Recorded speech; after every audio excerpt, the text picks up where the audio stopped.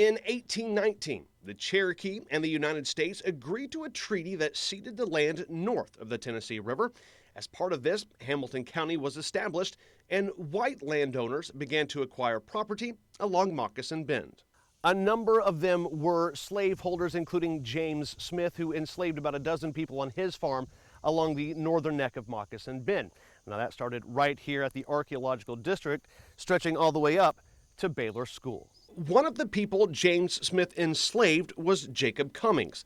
Cummings primarily worked at Smith's lower farm on Moccasin Bend, and his work occasionally took him into Chattanooga. In his trips into Chattanooga, running errands for James Smith, he had met a grocery store owner named only as Mr. Leonard. And it's this Mr. Leonard who tells Jacob Cummings, hey, listen, there's this world north of here.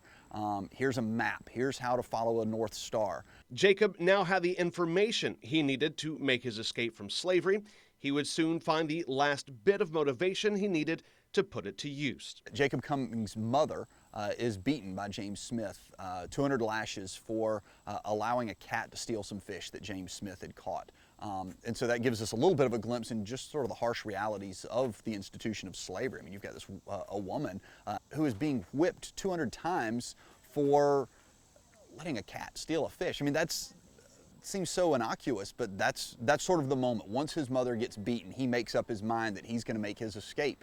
On July 29th, 1839, at the age of 23, Jacob Cummings took an old Indian canoe and pushed it off from the shores of Moccasin Bend near Brown's Ferry and crossed to Williams Island in the Tennessee River.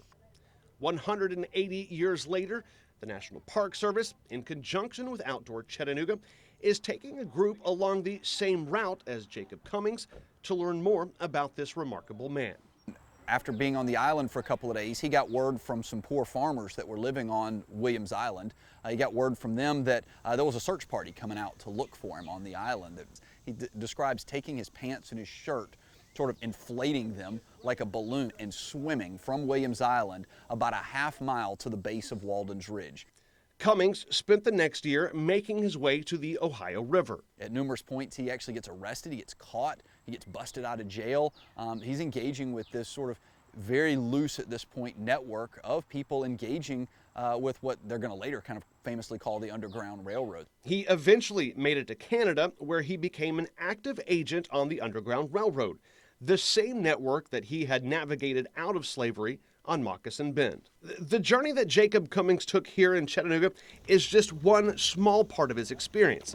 While it only lasted a couple of days here, his determination, his legacy should be remembered forever. Under the laws of the United States of America prior to the passage of the 13th Amendment, he was not a person.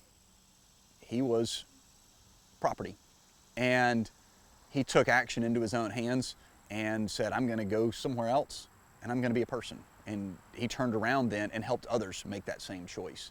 And so, at risk of sounding kind of cheesy, if I could one day be half the person that Jacob Cummings was, I'll consider it a life well lived.